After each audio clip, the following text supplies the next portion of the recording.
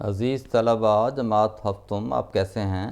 ہم آپ کی خدمت میں خورشید اردو ادب چینل کی طرف سے حاضر ہیں، اور آپ کی جو نظم پہلے سے جاری ہے جس کا نام مسدس حالی ہے، اور یہ نظم مولانا الطاف حسین حالی نے لکھی ہے، اور آج ہم اس کی اشعار کی تشریح کا آخری حصہ جو کہ چھٹا حصہ ہے وہ کریں گے۔ میرا یہ خیال ہے کہ آپ کو پہلی جو تشریحات ہیں، جو پہلے جو 5 بند ہم نے کر لیے ہیں، انہوں نے وہ آپ نے اپنی نیٹ نوٹ بکس میں اتار لیے ہوں گے اور ان کے نوٹس بھی تیار کر لیے ہوں گے۔ کیونکہ آپ کا امتحان بہت قریب آن پہنچا ہے، آپ اس کی تیاری کیجئے، اور تیاری کرنے کا بہترین طریق یہ ہے کہ آپ جو یاد کریں اس کو یاد کرنے کے بعد کتاب بند کر کے، کاپی اپنی بند کر کے اس کو رف کاپی پر ضرور نوٹ کریں۔ پھر آپ اس کو کھول کے دیکھیں کہ میں نے کتنا کام کیا ہے اور کیسا کام کیا ہے۔ پھر آپ اس کے ساتھ اس کو باقاعدہ ملائیں، دیکھیں، اس کو ٹیلی کریں آپس میں کہ کیا میں نے یہ جو کام کیا ہے ٹھیک کیا ہے۔ اگر کوئی غلطی ہے تو اس کو دور کر لیجئے۔ تو یہ طریق ہے۔ اگر آپ زبانی اس کو یاد کر لیں گے تو یہ ناکافی ہے، ٹھیک ہے؟ یہ آپ یاد رکھیں، جو یاد کیا ہے اس کو لکھنا ضرور ہے۔ اگر آپ نہیں لکھیں گے تو پھر بہت سی غلطیاں ہیں جو آپ وہاں پر جا کے جب پیپر سالو کریں گے امتحان میں، وہ پھر ظاہری بات ہے غلطیاں ہوں گی تو آپ کے نمبر کٹ جائیں گے، نمبر تھوڑے آئیں گے آپ کے۔ اس لیے آپ جو بھی کر رہے ہیں ایک بات یاد رکھیں کہ وہ لکھیں ضرور، چاہے وہ تشریح ہے، چاہے وہ مشق کے سوالات کے جوابات ہیں، چاہے وہ الفاظ معانی ہیں، چاہے وہ آپ کی درخواست ہے، چاہے وہ آپ کا خط ہے، چاہے وہ آپ کی کردار کی زبانی کہانی بیان کرنا ہے، جو بھی ہے وہ آپ لکھیں۔ یہ بات یاد رکھیں، اس بات کو بالکل نظر انداز نہ کریں۔ جو بچے اچھے نمبر اور نمایاں کامیابی حاصل کرنا چاہتے ہیں وہ لکھنا ضرور ہے۔ آپ نے جو یاد کیا ہے وہ اس وقت تک مؤثر نہیں ہوگا جب تک آپ اس کو لکھیں گے نہیں۔ لکھیں ضرور، اور اس کو پھر چیک بھی کرنا ہے کہ میں نے کیا غلطی کی ہے۔ کسی بڑے سے چیک کروائیں یا خود ہی چیک کر لیں، اپنی کاپی کھول کے دوبارہ دیکھیں کہ میں نے کیا کیا غلطیاں کی ہیں، ان غلطیوں کو پھر دور کریں۔ یہ بات یاد رکھیں کہ یہ یاد کرنے کا اصول ہے کہ یاد کیا اور اس کو پھر لکھ لیا۔ یہ پھر بالکل ایسا ہو جاتا ہے جیسے آپ پتھر پہ لکیر لگا دیتے ہیں جو نہیں مٹتی، وہ نقش نہیں نا مٹتا جو آپ پتھر کے اوپر اس کو اگر لکیر لگا دیں وہ نہیں مٹتی۔ اسی طرح ہی آپ کے ذہن کے اوپر وہ بات پختہ ہو جاتی ہے کہ میں نے وہ چیز لکھی تھی۔ ایگزامینیشن ہال میں آپ کو یہ یاد ہوگا، آپ کو ایک کہنا چاہیے ایک اطمینان ہوگا، تسلی ہوگی کہ میں نے یہ کام جو ہے نا کیا ہوا ہے۔ جب آپ پیپر دیکھیں گے نا یوں کر کے کہ میں نے بالکل ٹھیک ہے، یہ سوال نمبر 1 بھی کیا ہوا ہے، 2 بھی کیا ہوا ہے، 3 بھی کیا ہوا ہے، 4 5 بھی کیا ہوا ہے، ٹھیک ہے؟ تو آپ کو یہ زیادہ تسلی ہوگی جب آپ پھر یہ سوچیں گے کہ ہاں میں نے یہ لکھ کے لیے یاد کیا، لکھ کے میں نے اس کی دہرائی کی ہوئی ہے۔ پھر آپ بالکل بڑے آرام سے ریلیکس ہو کے پیپر کریں گے۔ تو یہ ایک طریق ہے پیپر حل کرنے کا۔ آئیے آخری بند پڑھتے ہیں کہ رہو گے یوں ہی فارغ البال کب تک، نہ بدلو گے یہ چال اور ڈھال کب تک، رہے گی نئی پود پامال کب تک، نہ چھوڑو گے تم بھیڑیا چال کب تک، بس اگلے فسانے فراموش کر دو، تعصب کے شعلے کو خاموش کر دو۔ تو یہ آخری بند ہے جس کی تشریح ہم آج کریں گے۔ تو سب سے پہلے ان اشعار کے مشکل الفاظ کے معنی نوٹ کر لیجئے۔ تو سب سے پہلے ہے فارغ البال۔ فارغ البال کا مطلب بے فکر ہو جانا، مطمئن ہو جانا، ٹھیک ہے؟ اس کے بعد ہے چال ڈھال۔ چال ڈھال کہتے ہیں کردار کو، ٹھیک ہے؟ اس کے بعد ہے نئی پود۔ نئی پود نئی نسل۔ پامال ہوتا ہے تباہ و برباد ہو جانا، پاؤں تلے روندے جانا، ٹھیک ہے؟ اس کے بعد ہے بھیڑیا چال۔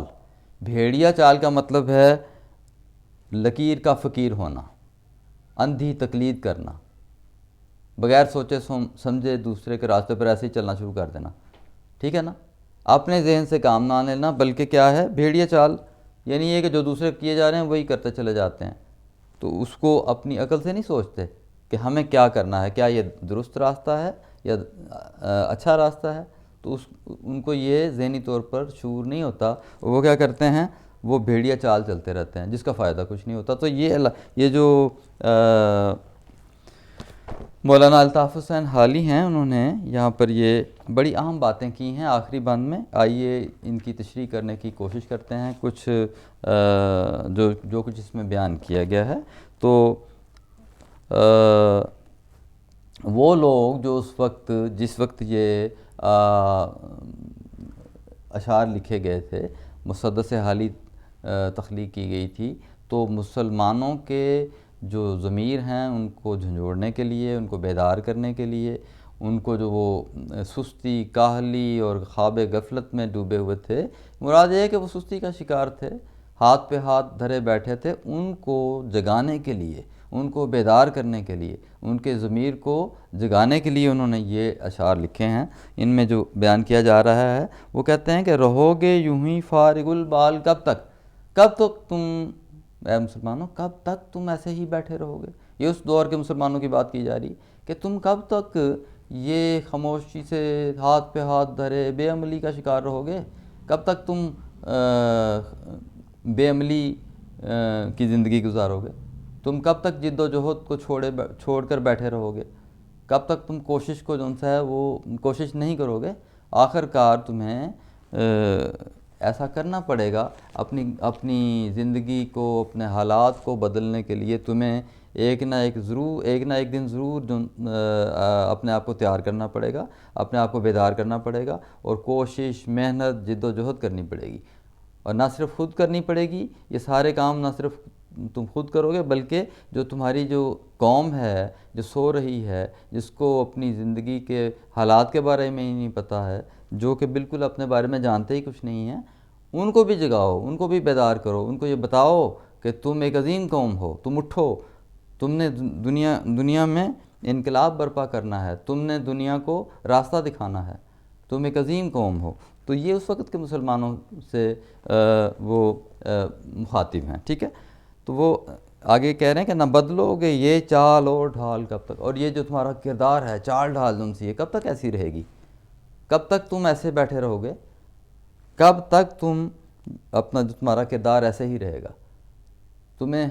تمہیں بہرحال اٹھنا ہوگا، تمہیں اپنے پاؤں پہ کھڑا ہونا ہوگا، تمہیں اپنے ان سے زندگی میں اپنے آپ ایک انقلاب برپا کرنا ہوگا، اور اپنی قوم کو ساتھ لے کے چلنا ہوگا۔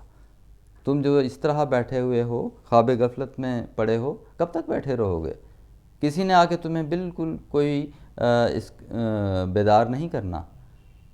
تمہارے اندر یہ خود جذبہ پیدا ہونا چاہیے کہ تم اٹھ کھڑے ہو، آگے بڑھو، اور اپنے لیے بھی کوشش کرو، اور دوسروں کے لیے بھی فائدے تلاش کرو، اور ایک قوم کی حیثیت سے اٹھ کھڑے ہو، اور جد و جہد کرو، دن رات محنت کرو، دن رات کوشش کرو، تاکہ تم اپنی منزل کو پا جاؤ، ٹھیک ہے۔ رہے گی نئی پود پامال کب تک، اور جو نئی نسل ہے وہ آخر کب تک پامال ہوتی رہے گی؟ آخر کار کب تک یہ لوگ جو ان سے ہیں غلامی کی زنجیروں میں جکڑے رہیں گے؟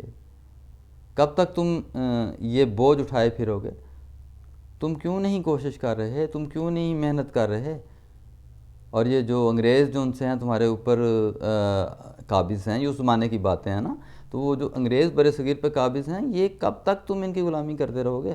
کب تک وہ جو حالات ہیں وہ تم نہیں بدلو گے؟ آخر کار تمہیں بدلنا پڑیں گے۔ اور دوسری بات یہ ہے کہ جو نئی پود ہے، نئے آنے والے جو لوگ ہیں، نئی نسل ہے، وہ بھی انہی مظالم کا شکار ہوئے جا رہی ہے۔ تم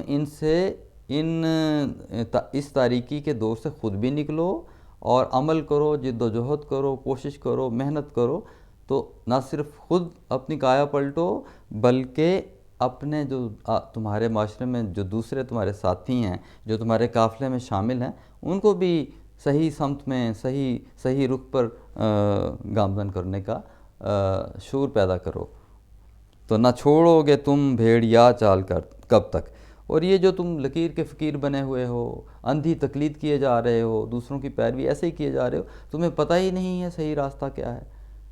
وہ جو حالات و واقعات اور وہ عادات جو ان کی عادات ہیں، جو ان کی روایات ہیں، جو انگریزوں کے اور دوسری اقوام جو تمہارے ساتھ رہ رہی ہیں عرصے سے، ان کی رسوم و رواج پر ہی تم چلے آ رہے ہو، اور تم اپنا جو سا تشخص ہے، تمہیں معلوم نہیں ہے کہ تم بڑی عظیم قوم ہو، تم ان کی عادات و خصائل، طور طریقے کیوں اپنا رہے ہو؟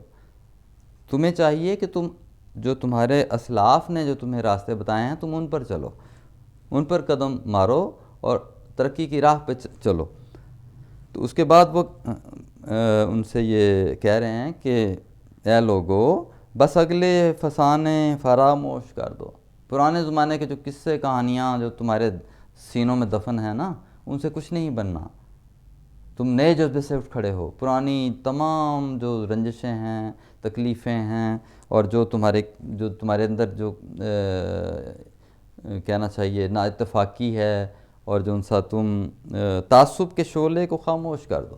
جو تمہارے سینے میں جو تعصب ہے، بے جا طرفداری کرنا ہوتا ہے تعصب کرنا، تو دوسروں سے جو نفرت کر رہے ہو، اس زمانے میں چھوٹے بڑے اور یہ کیا کہتے ہیں اس کو، لوگ جو ان سے ہیں وہ اپنی ذات پر اور اپنے خاندان پر بہت فخر کرتے تھے، لیکن اب مولانا حالی ان سے یہ کہہ رہے ہیں کہ میں تمہیں یہ نصیحت کر رہا ہوں کہ تم ان کی تقلید کرنا، ان کی